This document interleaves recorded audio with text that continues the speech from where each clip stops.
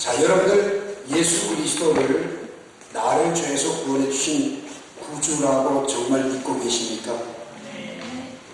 정말 여러분들은 그 예수님이 내 마음에 오신 이후 내 모든 삶의 권리들을 주님께 이양하고 입으로만 주여 주여 하는 게 아니라 그분이 내 삶의 정말 주인이 되셔서 나를 다스리고 계신다는 것을 고백하실 수 있겠습니까?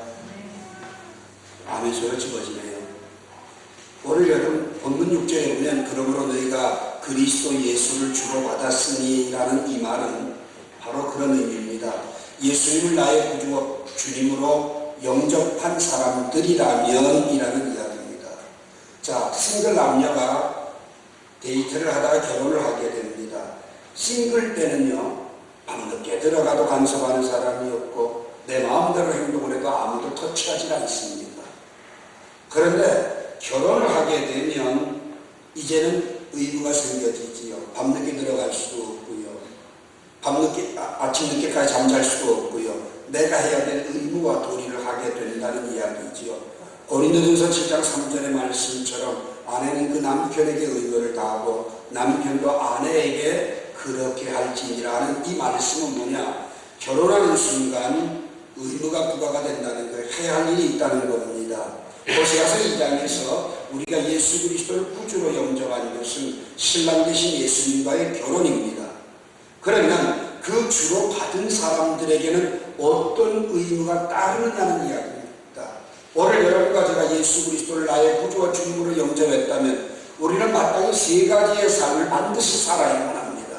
제일 첫 번째로 오늘 보면 6절 말씀에 보면 그러므로 너희가 그리스도 예수를 주로 받았으니 그 안에서 행하되 얘기합니다.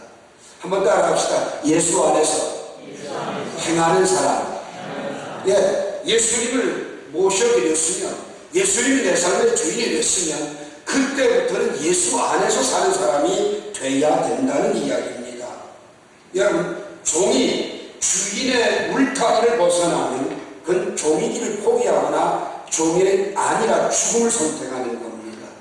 오늘 여러분과 제가 예수님을 나의 구주와 주님으로 영접했다면 반드시 그 그리스도 안에서 사는 겁니다. 그리스도의 영이 없으면 너희가 그리스도의 사람이 아니라고 하는 로마서 8장 9절 말씀처럼 오늘 여러분과 제가 예수 그리스도가 내 안에 들어오셨으면 그 다음부터는 그리스도 안에서 사는 사람. 그러면 그리스도 안에서 산다는 말은 뭘까요? 상식, 벗어나지 않고 사는 사람, 상식이 있는 사람이라는 이야기입니다. 하나님의 자녀가 크리스찬이면서도 상식에 벗어나게 되면 지탄의 대상이 되고 욕을 먹게 되지요. 예를 들자면 사도 바울이 에베소 교회 같은 경우 사도행전 18장에 보게 되면 3년 동안이나 정석을 들이고 눈물로 훈계하면서 에베소 교회를 세웠어요. 그런데 이 에베소 교회에 참 골치 아픈 세 인물이 있었습니다. 그 골치 아픈 세 인물은 누구냐? 디모데후서 2장 16절에 보게 되면 후메네오라고 하는 사람과 빌레도라는 사람이 나오게 되고요. 디모데후서 4장 14절에 보게 되면 알렉산더가 나옵니다. 에베소 교회를 개척해서 3년 동안 고린도 교회 복음 가도록 고생을 하고 세워놓고서 그 다음에 그 교회를 디모데에게 맡겨놓고 또 다른 빌립보 골로새 교회를 세우러 사역을 하러 갔는데 이 세 사람은 타임을 얻지 않고 편지를 해도 얻지 않고 아무리 권면해도 듣지를 않는데 참 이 세 사람의 이름이 묘합니다. 후메네오라는 사람은 결혼의 신이라는 의미를 가지고 꼬드기는데 최고다는 의미입니다. 꼬시는데 최고예요. 이게 후메네오의 뜻이에요. 빌레도라는 말의 뜻은 뭐냐? 여러분이 빌레도는 붙임성이 좋다. 아주 어떤 사람은 착 붙어서 붙임성 좋게 하죠. 그게 빌레도예요. 그 다음에 알렉산더는 뭐냐? 알렉산더라는 말은 선동의 원조, 선동의 왕이야. 참 이름도 더러워요. 그러니까 이름도 잘 지어야 돼, 이런 거 보면.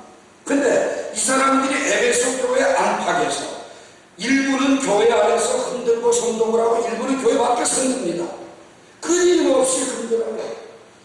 도저히 대화가 안 되니까 나중에 결국 디모데전서 1장 20절을 보게 되면 그가 내 말을 심히 대적할 뿐만 아니라 알렉산더라고 하는 사람은 말만 대적하는 정도가 아니라 주의를 하고 경고를 내리게 되고 결국은 디모데전서 1장 20절에 보게 되면 사탄에게 내어줬다. 이 말은 뭐냐면 출교했다는 말입니다. 교회가 치리를 하게 되는데 권면에도 듣지 않고 말에도 듣지 않고 계속 못된 짓을 하게 되면 성부와 성자와 성령의 이름으로 이 사람은 이 시간부터는 예수 그리스도 안에 상관없는 사람이다. 그건 아무리 교회 다녀도 그건 못 받습니다. 그리고 회개에 충분한 열매가 맺혀지면 그때에 해벌을 받아야지 됩니다. 제가 남사동에 시구하던 장로님 한 분이 일하게 잘못 빠져가지고 교회 안에서 사역을 하면서 정말 인간성 좋고요. 근데 이게 믿음은 삐뚤어졌어. 여러분 이단이라고 하는 건요 다 똑같아. 근데 마지막에 결국 성장 달라요. 여러분 처음에 좋고 처음에 성경적인 것 같고 처음에 뭐가 맞는 것 같아도요 끝에 가면 달라져요. 그게 이단이에요. 여러분. 이 양반 거기 빠져가지고 교인들 자꾸 성공하니까 치리를 받았어요. 그런데 해벌을 내가 해주면 못해요. 치리 받은 곳에서 해벌을 해가지고 해요. 치리 받아서 해벌이 안 되니까 그 가문은요 예수 잘 믿는 것과 아무리 입으로는 열심히 믿는 것 같아도 몰라요 몰라. 막내 아들 죽어버려. 첫째 아들 구실 못해. 가정 깨져. 그 다음에 두 내외 풍 정도가 아니라 사람이 없이는 한 걸음도 움직이지 못하는 불구자가 되어버려요. 이건 뭐 비참하고 참혹합니까? 오늘 여러분과 제가 기억할 것은요 하나님 앞에서 그리스도 예수 안에서 행한다고 하는 것은 뭐냐? 에베소 4장 3절 말씀처럼 성령이 하나 되게 하시고 힘써 지키는 게 예수 안에서 사는 사람. 넘어뜨리고 무너뜨리고 대적하고 이것은 절대로 예수 안에 삶이 아니에요. 예수 밖에 삶이에요. 그래서 결국은 사탄에게 내어 죽었다는 겁니다. 이 사탄에게 내어 주게 되면 그 사람은 일생 영적인 생명은 끝나버리고 만다는 겁니다. 그런데 더 중요한 건 이 디모데후서 2장 16절에 보면 이 후메네와 빌레도 같은 사람의 행동은 뭐냐? 악성 종양과 같다. 암이라는 얘기입니다. 암이라고 하는 거는요 어떤 특징을 가지고 있느냐? 끝없이 자라갑니다. 끝없이. 여러분 이 암이라고 하는 거는 떼어냈다고 해서 끝나는 게 아닙니다. 또다시 어디에서 번식을 하고 또 자라납니다. 이 악성 종양은 정말 철저하게 차단하지 않으면 결국은 그것으로 걸려 다 죽게 됩니다. 또 한 가지, 여러분 손가락이나 모든 지체, 귀나 눈은 목적을 가지고 있고 사명을 가지고 태어나요. 근데 이 암이라고 하는 목적이 없어요. 무조건 퍼뜨려서 다 죽이고 넘어뜨리면 되는 거예요. 암의 결국은 뭐예요? 죽이는 겁니다. 여러분 암 수술 아무리 잘해서 더 이상 재발 안 하고 건강하다 언제나 암의 유전인자가 그 속에 있습니다. 그 타이밍이 얼마나 걸리느냐에 차이가 있는 거예요. 목적이 없어요. 암의 목적은 죽이는 거, 무너뜨리는 거, 쓰러뜨리는 게 목적이에요. 여러분 교회 안에는 둘 중에 하나입니다. 예수 안에서 행하면서 예수 안에서 모이는 데 힘을 써야지 되는데 사실 그러잖아요. 히브리서 10장 25절 말씀처럼 그날이 가까이 올수록 모이기를 피하는 어떤 자들의 습관과 같이 하지 말고 더욱 모이기를 힘쓰라고 그러잖아요. 그런데 이 악성 종량은요 절대로 교회 안에 모이면 다 비판하고 싫다고 합니다. 별거 아니라고 합니다. 그래서 뒤에서 이게 좋다 저게 좋다 해서 흔들어댑니다. 여러분 이게 무슨 악성 종량입니까? 오늘 여러분과 제가 기억했던 에베소 교회의 이 사람이 얼마나 열심히 있었겠습니까? 그러니까 사람들이 넘어가는 거예요. 네? 그런데 그들의 행동과 삶은 뭐예요? 예수 밖의 삶. 고린도전서 3장 3절 말씀을 보면 육신에 속한 자로 예수님을 따라가는 게 아니라 사람을 따라 행하는 사람이죠. 결국은 어떻게 됩니까? 분쟁을 일으키고 시기를 일으키고. 참 여러분 그 기독교 역사에 보게 되면 모라비안 교도라는 교도가 있습니다. 이 모라비안 파는 어떻게 생겨졌냐 하면 유명한 감리교회 창시한 요한 웨슬리가 영국에서 대붕을 일으켜요. 그러면 이제 청교도들이 미국으로 건너갔는데 그들에게 가서 나도 선교하고 좀 부흥을 일으켜야 되겠다 미국으로 갔는데 미국 가서는 다 실패합니다. 그러니까 완전 실패자가 돼서 다시 영국으로 건너오는데 그때 당시에 교통편이라는 몇 병밖에 없으니까요. 배를 타고 근데 막 납니다. 배가 배 탄 사람들이 난립니다. 그런데 대여섯 명은요 그냥 앉아서 찬송 부르고 기쁘고 기도하면서 전혀 요동하지 않는 거예요. 너무 놀란 웨슬리가 찾아가서 당신들은 평안하십니까? 풍랑에 나는 죽을 맛이 당신은 평안합니까? 이렇게 물으니까 그 모라비안 교인들이 뭐라 그러냐? 당신 거듭나셨어요? 거듭나셨으면 불안할 이유가 없죠. 주님이 함께 하시는데. 이러니까 대답할 말도 없고, 지금으로 말하면 목사가 평신도에 그 질문을 받고 할 말을 잃어버린 겁니다. 그때부터 웨슬리는 일생의 큰 회심과 변화가 일어났다라고 고백을 하고 있는데, 이 모라비안 교도는요 어떻게 생겨졌냐면 영국의 아주 영주 시대입니다. 백작들이 땅도 많이 가지고 있고 권세, 벼슬도 가지고 있을 때 진젠돌프라고 하는 분이 박물관에 가서 그림을 하나 보게 됩니다. 예수님 십자가를 못 가지고 피 흘리는 그림을 보게 돼요. 도대체 저 사람은 뭐하러 저렇게 불쌍하게 저렇게 피를 흘릴까? 그리고 밑에 있는 글씨를 보니까 주 예수를 믿어라 그리하면 너와 내 집이 구원을 얻으리라. 400년 16절 31절에 써있는 거예요. 참 신기하다. 도대체 저분이 피를 흘리는 건 내 구원을 위해 피를 흘렸다는 말이냐? 근데 사실 부자가 돈 많은데 예수 믿게 됩니까? 안 믿게 돼요.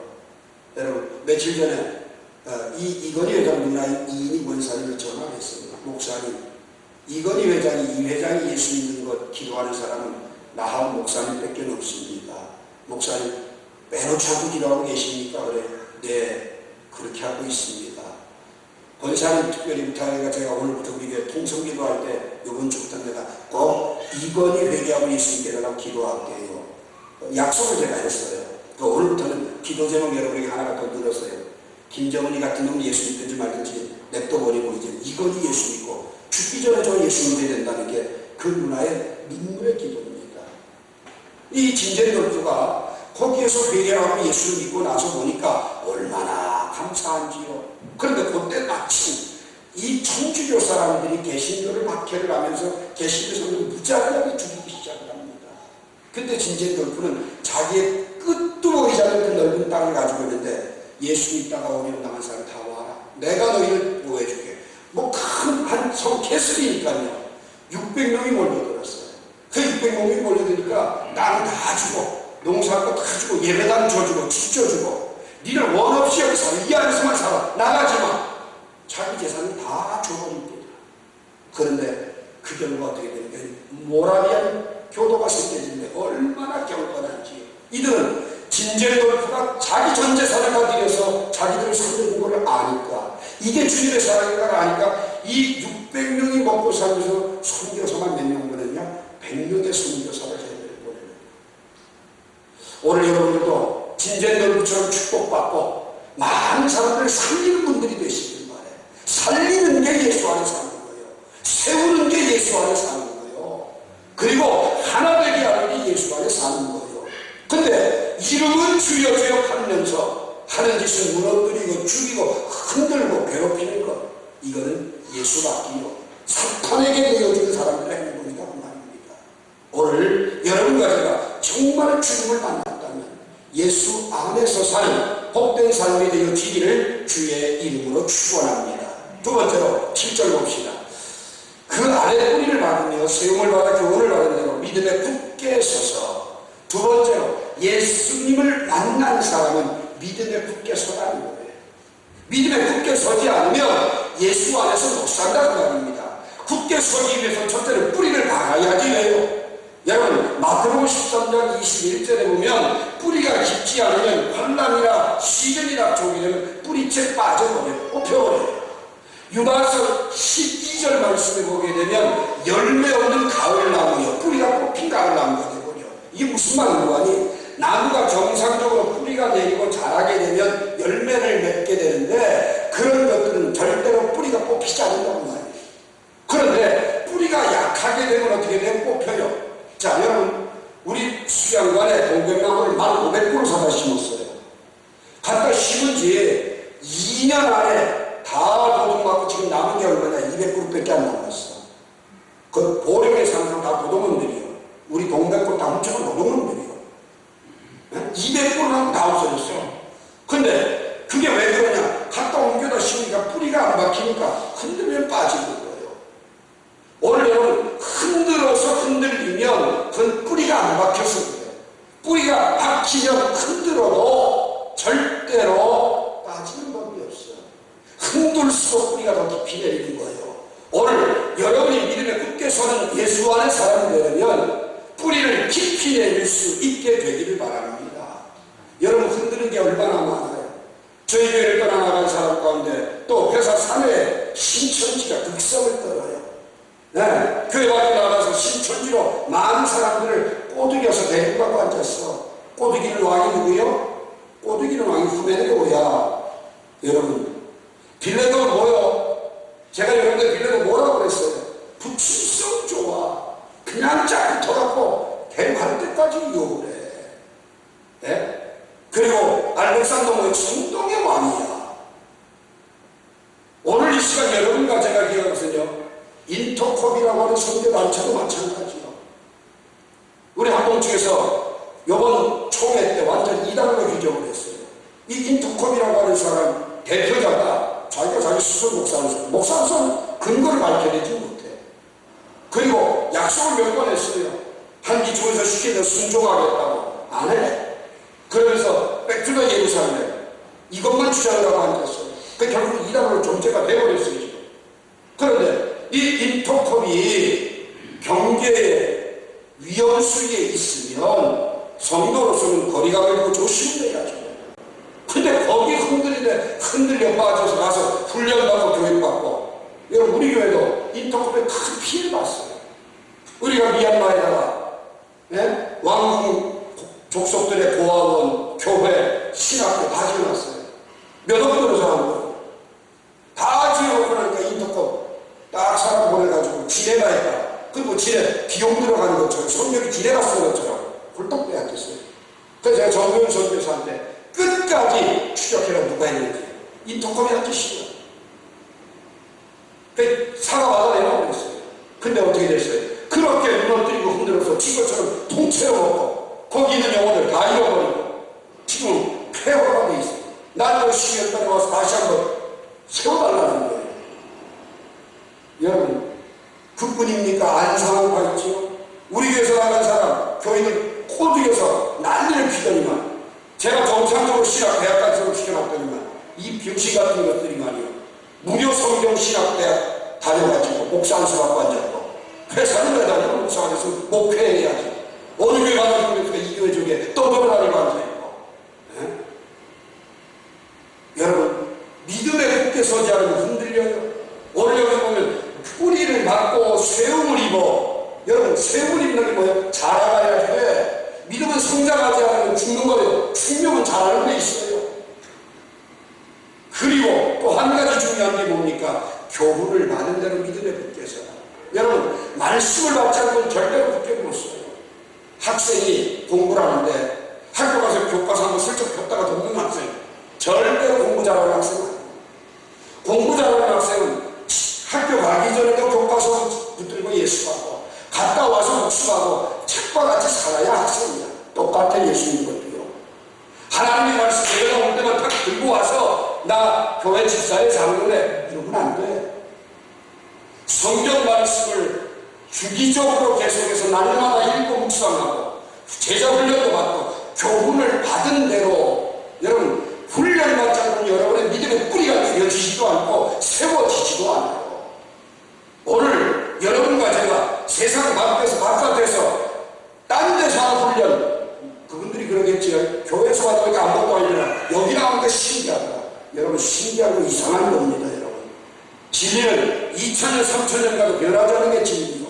해안에 새 것이 없어요. 여러분들 그것도 똑바로 모르니까 흔들리고 넘어지는 건데 믿음에 굳게 서는 것이 바로 그리스도를 주로 받은 사람의 삶이다. 이 점을 여러분 꼭 기억을 하시고 요한 2서 여러분 10절과 11절에 보게 되는 흔드는 사람들 집에 받아들이지도 말고 그들과는 인사도 하지 말래요. 왜? 그렇게 하면 악한 일에 참여하는 일에 주님이 기뻐하지 않는 일에 참여하는 결과가 되어버리고 만다는 말입니다.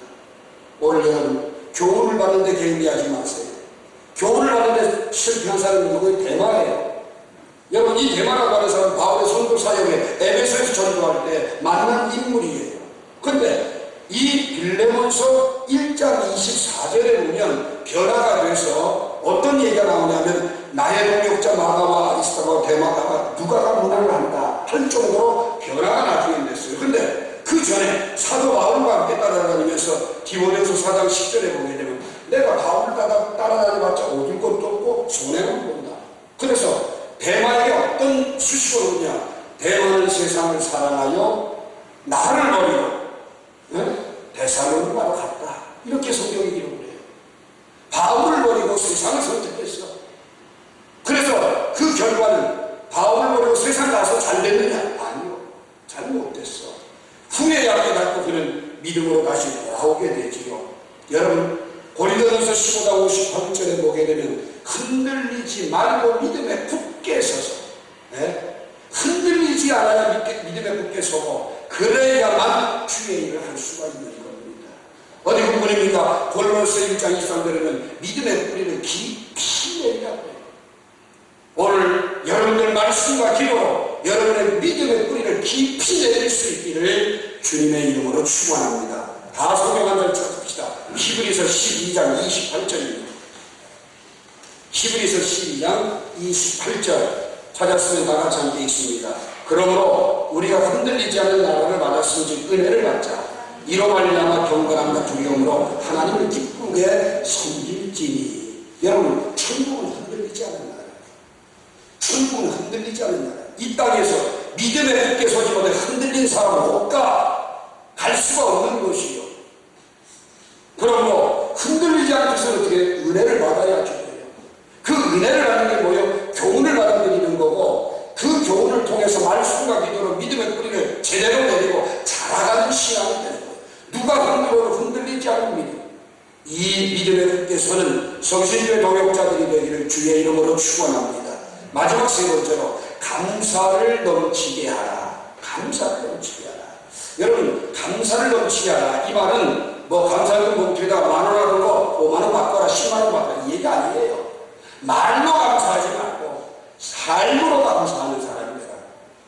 데살로니가서 5장 18절 말씀, 범사에 감사하라. 이는 그리스도 예수 안에서 너희를 향하신 하나님의 뜻이다라고 얘기를 해요. 그러면 말로 감사하는 게 아니고 삶으로 감사하는 건 뭐예요? 여러분, 죄로 말로 죽을 수밖에 없는 나, 영원히 멸망당할 수밖에 없는 나를 살려주시고 생명 주셔서 주님. 그러면 다 필요 없어. 무조건 산 것만도 감사해요. 살아있는 것만도 감사해요. 아멘 좀 해요. 욕심을 부리지 말고 죽은 나를 살려줬다면 그것만으로도 감사하다는 말이에요. 그러면 무엇이든지 감사하며 살아야 되는데 그러지 않더라는 거예요. 제가 감사교회 미국 목사로 있을 때 외국인과 결혼한 부부가 있었어요. 저는 미국 사람은 다 여자한테 잘해주는 줄 알았어. 근데 종자가 틀려먹은 건 어쩔 수가 없어. 이 양반은 남편 흑인인데 맨날 술 먹고 들어오고 집부심 많아가지고 그게 별게 사명이야. 한 번도 조용하게 없어. 그 양반은 맨날 눈치 망치게 시끄러워갖고 와 교회를 와. 그래도 교회는 열심히 와요. 근데 이 한 10년을 내년이면 괜찮겠지, 내년이면 좋아지고 10년을 살고 애를 낳는데도 안 되는 거예요. 하루 찾아왔어.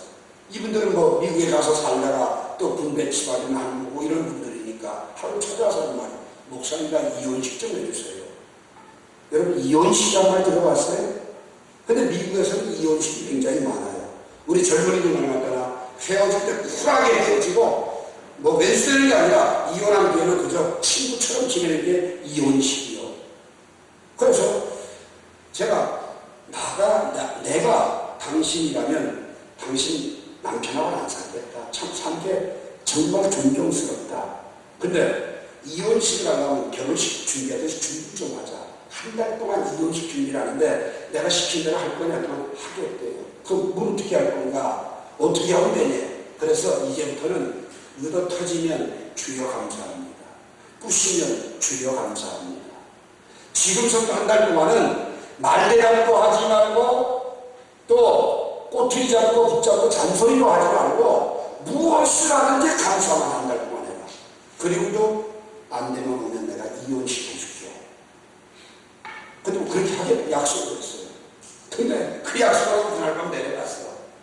교회 와서 기도하고 내려갔는데 남편의 술이 온주래 만주래 되고 가서 가진 욕설을 막 터붓는 거예요. 그러니까 이 자매가 뭐랬냐. 주여, 뭔지는 몰라도 무조건 감사합니다. 그랬어요. 넘겼어. 그래도만 술을 잔뜩 먹고서 한다는 짓거리가 말을 반응을 안 하니까 열받으니까 또 집어던지는 거예요. 집어던지니까 하나님, 그릇은 깨지고 화장품은 깨져도 내가 안 깨지니 감사합니다. 또 감사하는 거예요. 근데 이게 뭐 크게 소리 안 내고 조그맣게 감사하지만 크게도 들리거든요. 그러니까 이 본전을 부리라고 버려가면 자꾸 바제가 소변을 쫙 싸버리는 거예요.